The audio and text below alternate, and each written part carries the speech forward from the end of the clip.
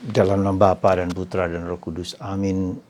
Allah Bapa di surga, kami mengucap syukur dan terima kasih atas Yosef dan Maria yang mempersembahkan putra tunggalmu ke kenisah ke bait Allah.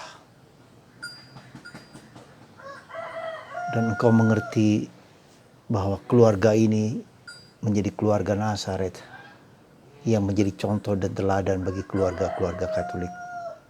Semoga keluarga-keluarga Katolik mendapatkan rahmat dan berkat lewat persembahan Yesus kepadamu. Demi Kristus Tuhan dan pengantara kami. Amin. Para saudaraku yang terkasih dalam Kristus, hari ini merupakan hari persembahan Yesus dipersembahkan ke bait Allah. Meski kita tahu bahwa korban persembahan ke bait Allah merupakan tradisi orang Yahudi, kita menjadi jelas mengerti bahwa Allah menjadi manusia sungguh masuk dalam sejarah umat manusia, dalam kebudayaan, dalam kehidupan manusia biasa di mana Yesus diutus, yaitu kepada bangsa Yahudi. Tetapi yang menarik, ada beberapa hal yang menurut saya menarik di sini adalah bahwa Maria dan Yosef heran. Ya, jadi heran akan kesaksian dari Hana dan Simeon. Dan ini penting bagi mereka berdua karena mereka mendapat peneguhan sekali lagi mendapat peneguhan dari apa panggilan hidup mereka. Ya, bahwa apa yang mereka jalankan itu sungguh-sungguh merupakan kehendak Tuhan dan ini penting bagi mereka karena jujur dikatakan bahwa Yesus, bahwa Bunda Maria dan Yesus dan Santo Yosef juga mengalami pertanyaan-pertanyaan yang tidak mudah dalam penghayatan hidup iman mereka.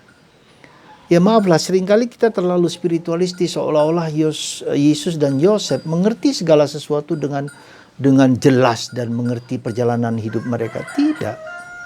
Inilah ada perjalanan iman, ya. Seperti juga Abraham, kita tahu dipanggil bahwa dia akan pergi ke tanah terjanji, bahwa dia akan keturunan sebanyak pasir di pantai, bintang di langit. Itu perjalanan yang penuh kegelapan, penuh ketidakpastian, penuh tantangan dan penuh pertanyaan-pertanyaan yang tidak mengerti. Nah, kesaksian dua orang Hana dan Simeon inilah yang memperkuat mereka, membuat Bunda Maria dikatakan menyimpan segala perkara itu dalam hati dan merenungkannya. Dan itu menjadi kekuatan bagi mereka untuk berjalan. Nah, saudaraku yang terkasih dalam Kristus, saya akan mengajak ini untuk menjadi bahan permenungan kita, supaya kita juga sebagai keluarga, sebagai imam, sebagai biarawan, siapa saja dengan fungsi kita sebagai apapun, kita tidak mengerti ke depan seperti apa. Ya, kita tidak tahu bahwa pandemi ini, virus ini terjadi pada kita. Kita tidak mengerti, kita tidak memahami gitu loh. Tetapi ada saat-saat di mana kita diteguhkan, dikuatkan oleh peristiwa-peristiwa kehidupan di sekitar kita. Jadi ada orang-orang tertentu yang meneguhkan kita, yang membantu kita untuk menafsirkan, untuk melihat karya Tuhan dalam diri kita. Maka di situ pentingnya bahwa kita terbuka dan membuka diri terhadap karya Tuhan di dalam kehidupan kebersamaan kita, di dalam peristiwa-peristiwa kita, dalam masyarakat kita, dalam situasi seperti kita pandemi ini. Ya, jadi saudaraku yang terkasih, hidup itu penuh dengan tantangan, penuh dengan panggilan kepada kehendaknya, tetapi sekali lagi membutuhkan suatu perjuangan dan pergulatan untuk mengerti dan memahaminya. Tidak semua bisa dimengerti dan dipahami. Tidak semua diwahyukan, dinyatakan kepada kita ketika kita dipanggil Tuhan, dipanggil untuk menjalankan tugas kehidupan kita. Nah, saudaraku yang terkasih dalam Kristus, hal yang sama kita lihat dalam diri Simeon dan Hana. Mereka sudah cukup tua.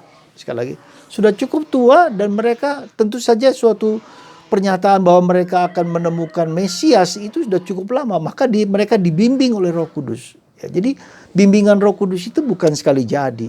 Ya, mereka yakin akan ada Mesias dalam hidup mereka berkat dorongan Roh Kudus. Maka ketika Yesus dipersembahkan di bait Allah, Simeon juga datang ke bait Allah, Hana juga datang ke bait Allah dan menyaksikan dua orang ini kepada inilah anak yang kucinta karena bimbingan Roh Kudus.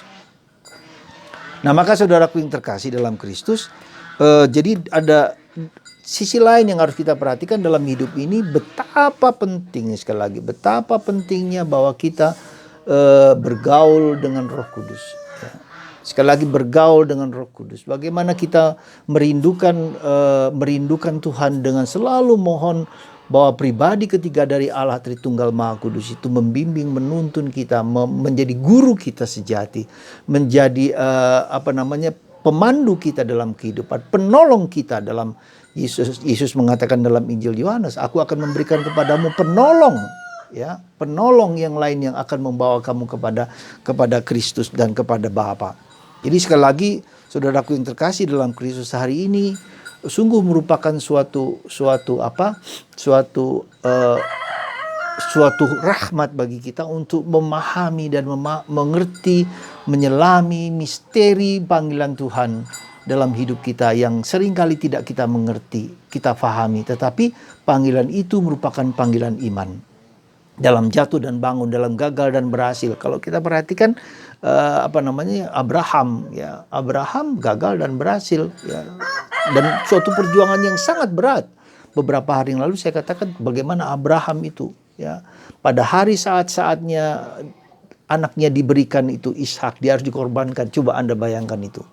Suatu yang tidak mudah, ya. Nah, lalu yang kedua, sekali lagi, hidup kita adalah suatu perjalanan iman, ya. Kerangka kehidupan kita, cobalah kita selalu lihat kerangka kehidupan kita itu kerangka iman, ya.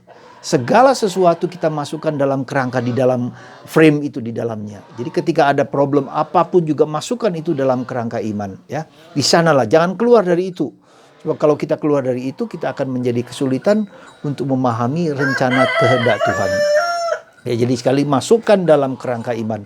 Perjalanan kita, hidup kita, keluarga, hidup kita siapapun juga harus berada dalam kerangka iman. Ya, tentu saja dalam kerangka iman, harapan dan kasih. Jadi ketiga aspek itu menjadi kerangka di dalam kehidupan perjuangan dalam diri kita. Itu yang pertama. Yang kedua, sekali lagi bahwa Roh Kudus, ya. Selalu saya katakan kepada Anda dalam melakukan segala sesuatu, berdoalah Roh Kudus. Datanglah Roh Kudus. Diulang lagi, datanglah Roh Kudus. Sehingga Roh Kudus itu membimbing, menuntun kita, dan kita menjadi berdialog dengan Roh Kudus itu. Seperti halnya pengalaman Hana dan Simeon. Nah, yang ketiga, saya mau mengatakan bahwa selain bahwa perjalanan kita adalah perjalanan iman, tapi juga hidup itu adalah suatu penyerahan. Hidup itu suatu penyerahan. Hidup itu suatu persembahan diri kita. Ya.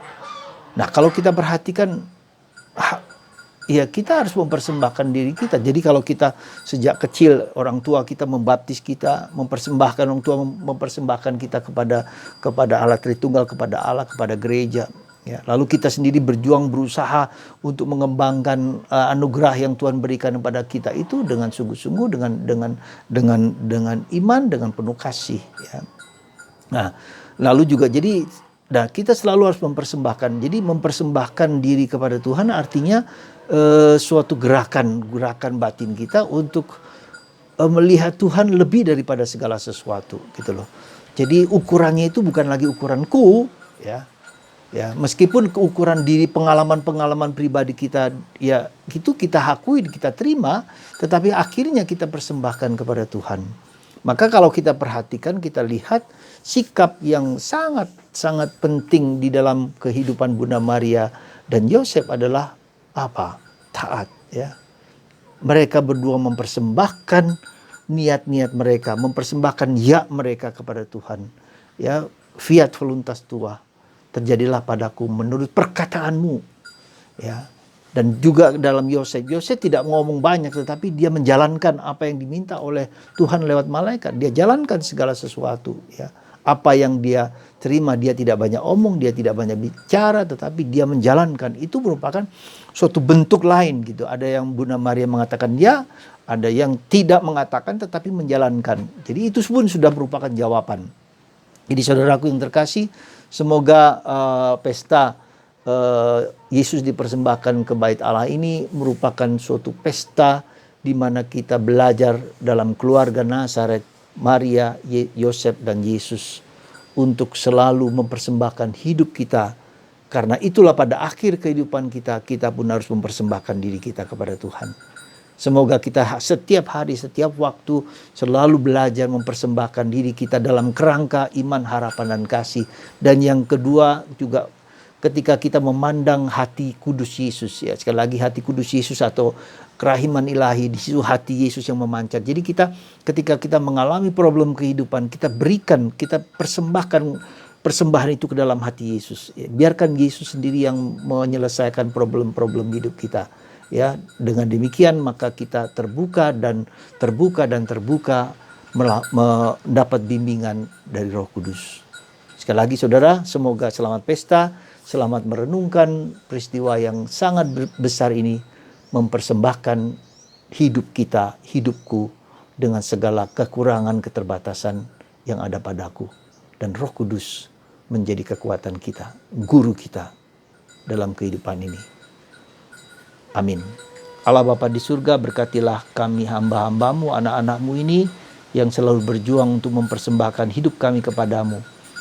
Biarkanlah dalam peristiwa apapun kami mempersembahkan diri kami ke dalam hati kudus Yesus, ke dalam kerahiman ilahi, sehingga kuasa Allah berkenan menyembuhkan kami, membimbing kami, menuntun kami dengan Roh Kudus. Semoga Anda semua yang mendengarkan sabda ini dikuatkan dan diteguhkan, bagi yang sakit disembuhkan dari segala macam penyakit. Karena lewat tangan hamba-Mu ini, dalam nama Bapa dan Putra dan Roh Kudus. Amin.